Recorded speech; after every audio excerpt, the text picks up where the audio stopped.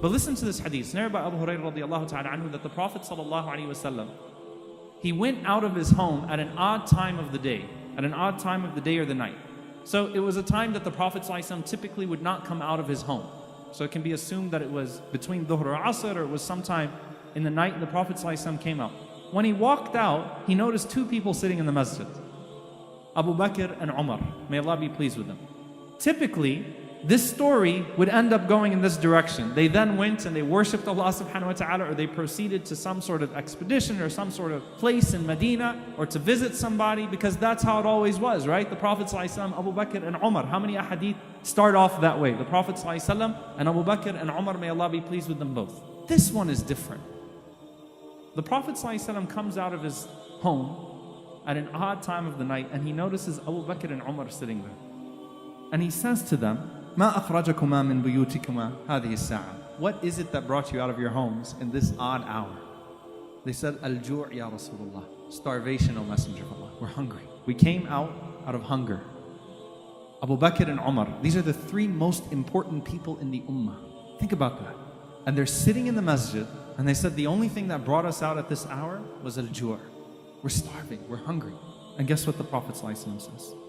وَأَنَا وَالَّذِي نَفْسِي بِيَدِهِ. He said, and I too, by the one in whose hand is my soul, لَأَخْرَجَنِي الَّذِي أَخْرَجَكُمَا. I only was brought out of my home because of that which brought you out of your home. The Prophet ﷺ and Abu Bakr and Umar were hungry.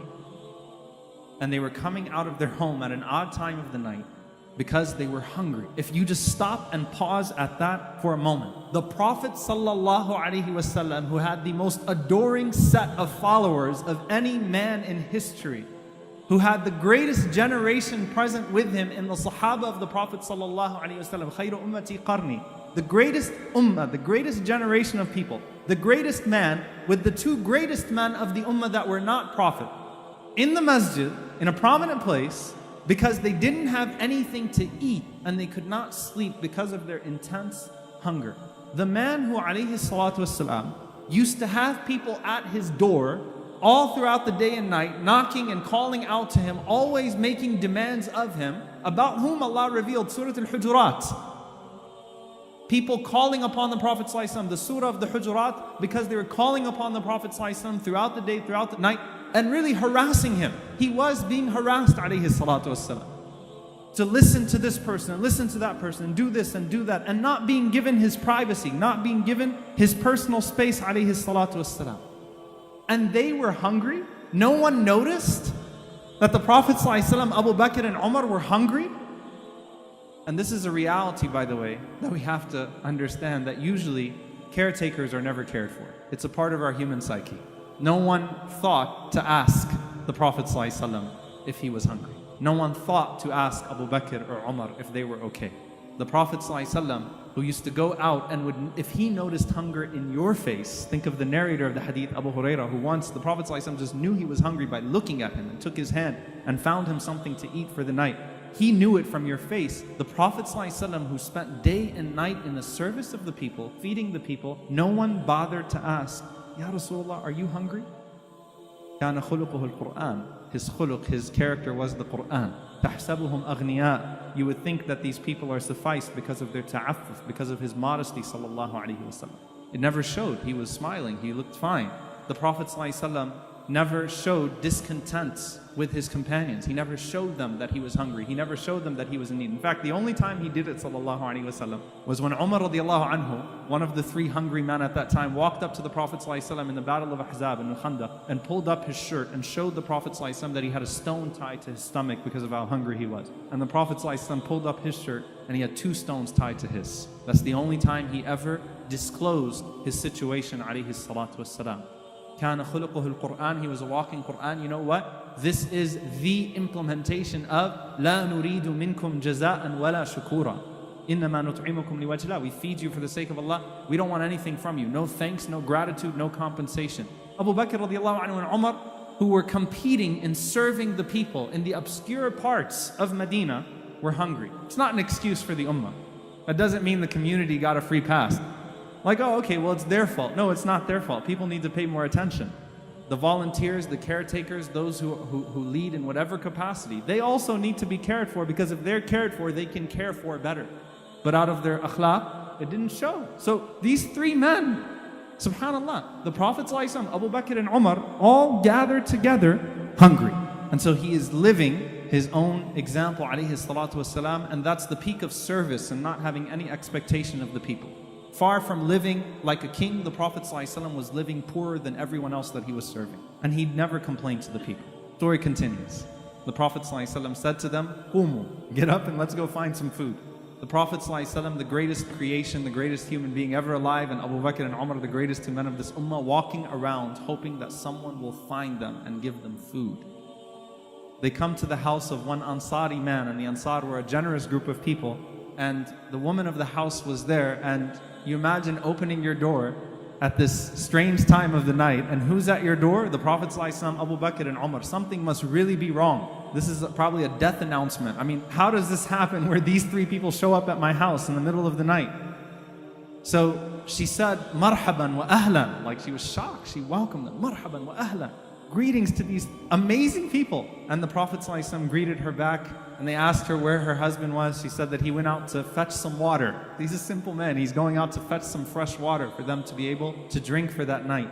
But she invited them in to wait for the husband. The husband comes back home with this water, and he sees these three men sitting in his living room. And he said, "Alhamdulillah, all praises be to Allah who honored me with the most amazing guests. What privilege do I have to have these types of guests in my home?" And so as he started to see them sitting there, he recognized their need. He gave them water, and then he went out and he started to collect dates, or tamr, all sorts of dates, ripe dates, dry dates. He starts bringing the dates, and he starts hurrying up back to the Prophet ﷺ and to Abu Bakr and Umar, serving them dates with their water. And then, not only that, after he got them those dates, he takes his slaughtering knife and he goes and he grabs a sheep, and he wants to slaughter and cook for them. And the Prophet ﷺ said, "Make sure it's not halub, make sure it's not a milk-bearing sheep." And he knew his sheep, that he had his flock. So he slaughtered, he cooked, and then he served them that cooked meat. Prophet ﷺ, Abu Bakr and Umar sitting in your living room, eating water, dates, and some meat, probably for the first time in months. And at that moment, as they're eating to their fill, the Prophet ﷺ, who does he look at? He looks at Abu Bakr and Umar. You don't get off because of this. He said, "Walladhi nafsi biyadi." He said, "Look, we lived this experience together." That's an unforgettable night. That's an experience that you don't forget. And these are companions. These are three men that deeply love each other. And he says, "Walladhi nafsi biyadi." I swear by him in whose hand is my soul, "Latus'alunna an hadha yawm al-qiyamah." You will be asked about this night, about this blessing on the day of judgment. "Akhrajakum min buyutikum al-ju'." What got you out of your homes was hunger. And Allah subhanahu wa ta'ala, ثُمَّ لَمْ تَرْجِعُوا حَتَّى أَصَابَكُمْ هَذَا النَّعِيمِ. But you are not returning to your homes without having been touched by the blessings of Allah subhanahu wa ta'ala. You better be grateful for these blessings. SubhanAllah, it's unfathomable to think of the Prophet ﷺ as the hungry Prophet. You think of the brave Prophet, you think of the courageous Prophet, you think of the eloquent Prophet, you think of this, but the hungry Prophet alayhi salatu wassalam. The orphan Prophet alayhi salatu wassalam, the grieving widower alayhi salatu wassalam, the grieving parent alayhi salatu wassalam. And here, the hungry Prophet, the hungry Abu Bakr, the hungry Umar, who in their lowest moments, this is an experience, this isn't, the Prophet ﷺ would go hungry often. In their lowest moments, are still being reminded to say Alhamdulillah, because you will be asked about that blessing on the Day of Judgment. Now, to summarize, an attitude of gratitude here from the Shama'il of the Prophet ﷺ, from his description, the Prophet ﷺ was already expressing gratitude before that moment. He was expressing gratitude by not complaining of his situation and by still being a grateful servant to Allah subhanahu wa ta'ala, even as that situation was taking place. So it's not when he praised Allah after, it was his attitude before he got that na'im as well. From the attitude of the Prophet ﷺ, from the Shama'il of the Prophet ﷺ, as Aisha radiallahu anha said, he never found fault in anything that was given to him, and he never criticized any food that was served to him. Any king, prime minister, leader, how would they act with their food? What about us? What about the Prophet ﷺ? He never once criticized the food that was given to him. Not once. He never criticized a gift that was given to him. Anything that was given to him, the Prophet ﷺ showed gratitude. If he didn't like the food, he simply didn't eat it. But he wouldn't look down upon it or talk down the gift or whatever was served to him, because that would be ingratitude, not just to the person who gave that gift or served that food, but to the one who provided that in the first place. He wasn't inclined.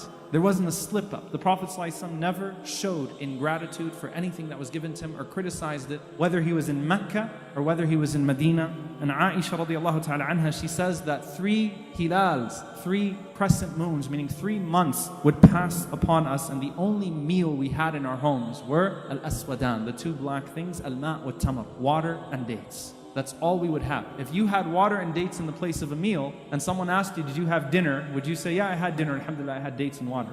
You wouldn't even say that. You wouldn't even call that a meal. That was the food of the Prophet ﷺ many times. Those were his meals. How do we get down to this? There's a practice. Allah challenges you and I. وَإِن تَعُدُّوا نِعْمَةَ اللَّهِ لَا تُحْصُوهَا. If you were to count the blessings of Allah subhanahu wa ta'ala, you would not be able to do so. If you took one blessing Allah gave you and tried to count the blessings within that blessing, you would fail. I would fail to be able to fully count those blessings from Allah subhanahu wa ta'ala. Secondly, always find something good to say about your situation. If people are complaining, find something good about the situation. If people are talking down something, talk it up. Always. وَأَمَّا بِنِعْمَةِ رَبِّكَ فَحَدِّثْ.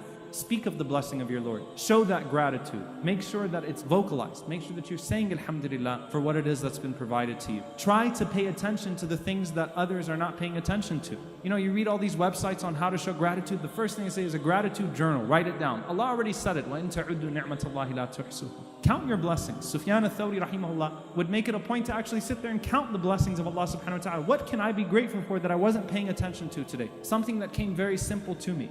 Say alhamdulillah for them. Always say something good about the situation that you are in. Find something to say good about that situation, even if everyone or everything around you is pointing towards the bad of that situation. And the last thing, don't you ever feel entitled. We are not better than those people that are dying in the cold right now. We don't deserve it more than them.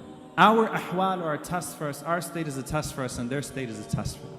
But no one deserved the blessings of this world like the Prophet ﷺ and AbuBakr and Omar. May Allah be pleased with them. But they didn't feel entitled. It wasn't an entitlement. It wasn't the Prophet ﷺ saying, it's about time you recognized my hunger and that you did a better job. They were not entitled. Instead, they were always grateful. We should be questioning ourselves as to why Allah subhanahu wa ta'ala chose us for the comfort that we are in right now. And the best way to thank Allah for a ni'mah is to use that ni'mah in a way that's pleasing to Him.